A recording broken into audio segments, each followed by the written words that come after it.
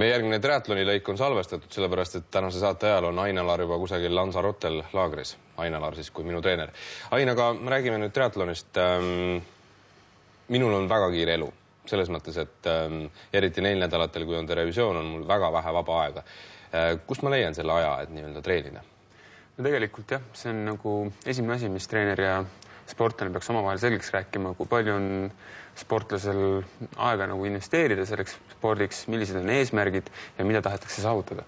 Et sinu puhul võtsime eesmärgiks läbida Pühajärve triatlon, mis on poolpikk distants ja me tegime eesmärgiks, et me tahame seda edukalt läbida.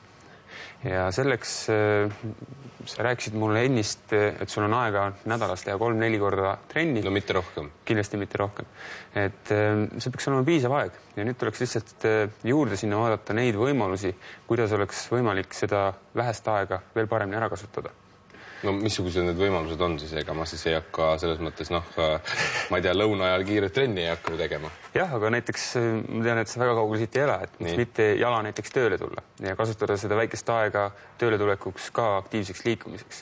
Teine variant, et kui sul on vaja minna näiteks kõrgematele korrustele kuskil mingeid asju vähema, et sa ei kasuta lifti, vaid sa lähed trepist.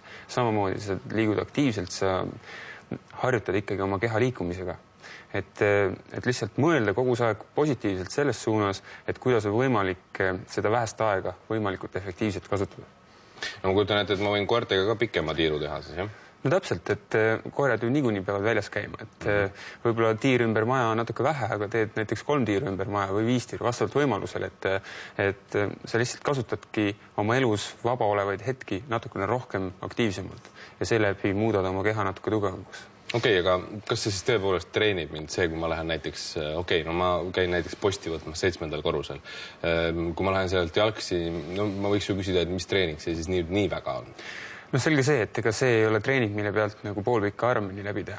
Aga see on üks väike osa, mida sa saad oma elus muuta, et sa oleks rohkem aktiivne. Et sinna juurde muidugi peaks, me teeme korraliku treeningkava ja seda peab jälgima. Aga see need väiksed asjad, need rehabiliteerivad seda, et sul ei ole võimalik võib-olla 7 päeva nädalas treeni teha. Et sa suudad nagu need vahepäevad ja need väiksed ajahetked, kus sul liikumist on, et sa saad need ka nagu aktiivselt ära kasutada. Tegelikult need ei ole ju nõuanded ainult mulle, need on nõuanded ka meie vaatajatele, et kes tunnevad, et nad tahaksid võib-olla paar kilo nii-öelda kaotada. See võiks olla päris mõistlik rohkem jala käia, jah? No täpselt, et miks mitte jala käia ja võtku kas või seda nagu roheliselt, et säästame loodust ja ei jää linna ummikusse.